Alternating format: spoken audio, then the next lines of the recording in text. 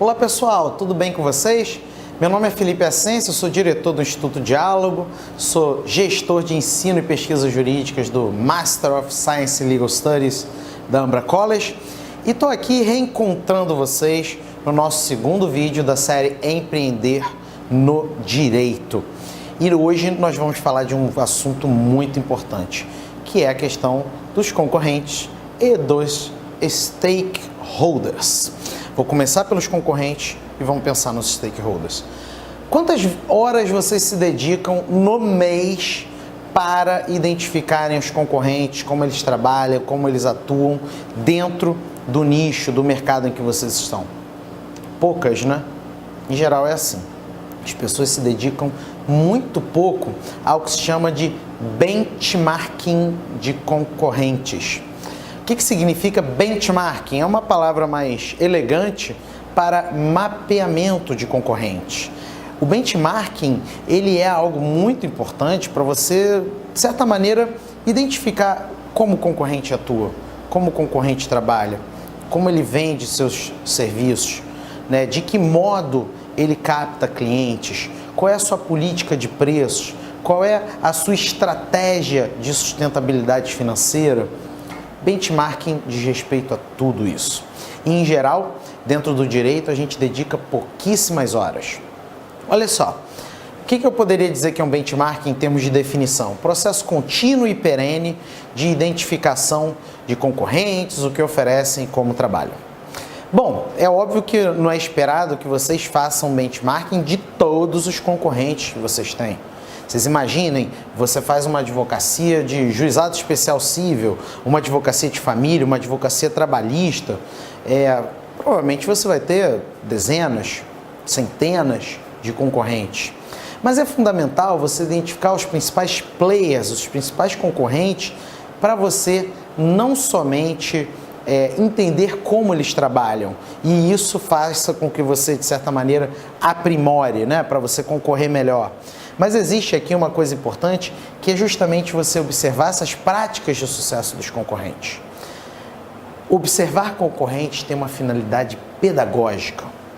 Eu vejo muitos advogados que às vezes falam assim: eu não vou curtir a fanpage do escritório concorrente, eu não vou assinar a newsletter do escritório concorrente. Isso é importantíssimo. Por quê? Porque você pode aprender com o seu concorrente. O seu concorrente pode ser uma ferramenta pedagógica, né, para você desenvolver melhor a sua advocacia, o seu marketing. Tá claro? Em geral, a gente vê o concorrente como aquele que a gente, se possível, nem deve lembrar que existe. E a gente perde grandes oportunidades de aprender com o concorrente. Então, observem que se trata de uma necessidade constante você fazer esse benchmarking. Através do benchmarking, você consegue efetivamente estar onde seu concorrente está e também onde ele não está. Olhem só o que eu estou falando. Quando você identifica onde seu concorrente está, você consegue, portanto, estabelecer as melhores estratégias para concorrer com ele. Agora, quando você identifica também onde seu concorrente não está, você pode aprimorar as suas estratégias onde ele não está e, portanto, captar situações, nichos, áreas, pessoas, empresas em que não estão, na verdade, com ninguém ali atuando. Vejam quanta utilidade então tem o benchmarking, não é verdade? Mas vamos lá, e aí, você tem concorrentes, como é que você lida com esses concorrentes, né? Primeira coisa é que você tem que considerar quais são as suas vantagens competitivas. Eu já fiz muita consultorias para escritórios de advocacia e às vezes os advogados escolhem muito mal onde eles vão alocar recursos.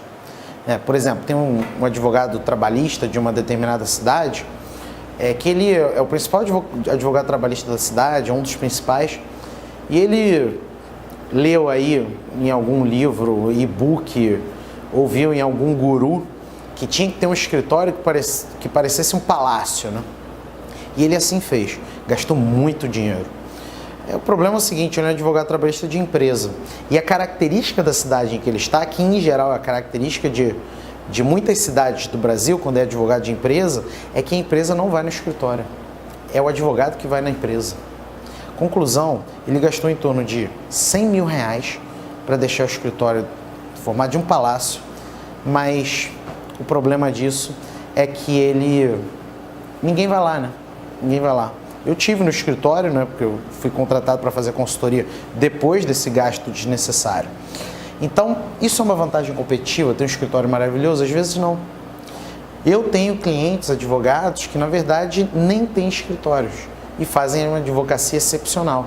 Por exemplo, de advocacia de imigração, ou de direito da moda, ou de marcas e patentes para alguns clientes que são do exterior, em que existe uma desnecessidade. Ou seja, escritório não é vantagem competitiva. Pode ser vantagem, mas uma vantagem competitiva é aquela que te põe em situação em que você está, de certa maneira, na frente de outros concorrentes. É fundamental você fazer o dever de casa nas vantagens competitivas, e no vídeo 5 sobre novos nichos e Oceano Azul, vocês vão entender como é que você usa melhor as suas vantagens competitivas. É óbvio que às vezes existem determinantes de como será a concorrência. E aí você, para quebrar esses determinantes, depende de muito tempo. E às vezes, mesmo com muito tempo, não consegue quebrar. Daí, aquela minha velha crítica de que não adianta mentalizar. Você tem que ter uma análise de mercado, inteligência de mercado. E não somente vai dar tudo certo, tenha foco. Não, existem às vezes determinantes que impedem. Por exemplo, economia de escala. Certos escritórios que têm uma capacidade de abraçarem 100 mil processos judiciais.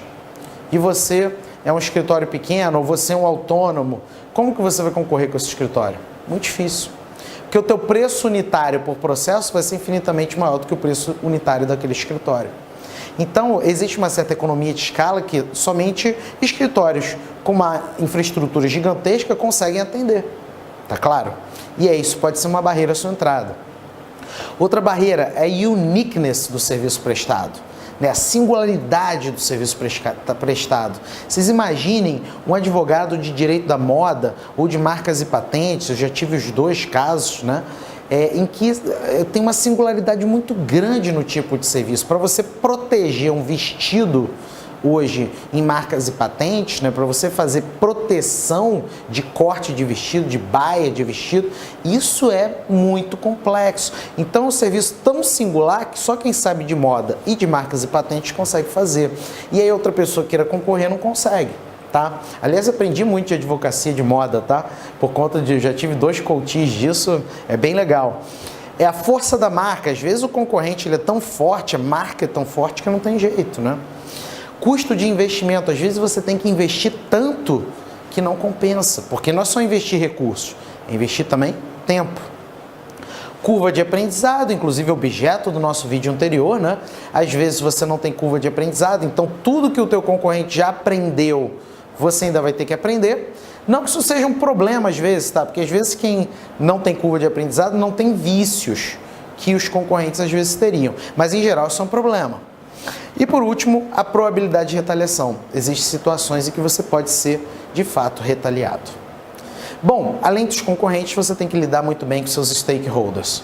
Stakeholders são pessoas ou instituições que têm relação direta ou indireta com aquilo que você faz, seja ela uma relação positiva ou negativa. Todas as pessoas que têm algum tipo de relação com o que você faz são stakeholders. As instituições, a OAB pode ser stakeholder, seu vizinho pode ser stakeholder, sua esposa, seu marido podem ser stakeholders, seu sócio, seu cliente, todos podem ser stakeholders. E é fundamental você mapear os seus stakeholders. Tá? E aí eu trago uma ferramenta bem legal para vocês para ajudar nesse processo, que você mapeia os stakeholders em 4 quadrantes, né? Não é um mapeamento estático, tá? Porque os stakeholders podem mudar de quadrante, mas é algo que pode ajudar. A coluna varia na influência no projeto, na influência do stakeholder na tua advocacia. E a linha varia o interesse no projeto. Eu tenho, por exemplo, um Excel meu que eu faço mapeamento de todos os meus stakeholders e é muito útil para mim, né? Então, quanto mais para cima, maior a influência do stakeholder no que você faz. Quanto mais para baixo, menor a influência. Quanto mais para lá, maior a influência, maior o interesse, menor o interesse do stakeholder no que você faz. Quanto mais para cá, maior o interesse dos stakeholders no que você faz. Então, o principal stakeholder que você tem que ter é o aliado. Porque o aliado tem uma alta influência e tem um alto interesse. Quanto mais aliados você tem, maior a probabilidade da tua advocacia ser bem sucedida. Porque você consegue ter pessoas que têm influência, às vezes trazem clientes, às vezes têm um poder de indicação que é muito bom. Às vezes as pessoas, elas são aliadas não no sentido de trazer cliente, mas de trazerem conhecimento. Então tem influência para produzir impacto positivo e tem interesse que dê certo. O principal stakeholder contrário é o bloqueador, porque ele tem influência e não tem interesse. Em geral, né, os stakeholders bloqueadores são aqueles concorrentes que dividem parede contigo. Ou então, às vezes a OAB pode ser uma bloqueadora, dependendo do tipo de coisa que você quer fazer, né? Que o código de ético não vai permitir. Então, a OAB tem uma influência naquilo que você vai desenvolver. Terceiro são os membros da rede. Os membros da rede, eles têm uma baixa influência, mas eles têm um alto interesse. Ninguém faz nada sozinho.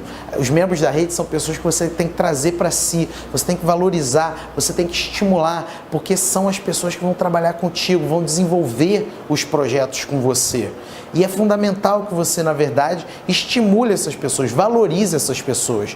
E a gente, com frequência, ignora os nossos membros da rede. E eles se tornam ou bloqueadores ou até mesmo desaceleradores. Desacelerador não tem influência, mas também não tem interesse. São aquelas pessoas que é tudo não quer fazer, são as pessoas mais acomodadas. Essas pessoas é melhor a gente se afastar.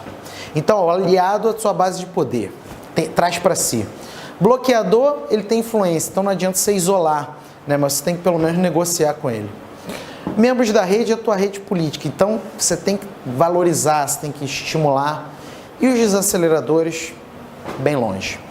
É fundamental mapear stakeholder.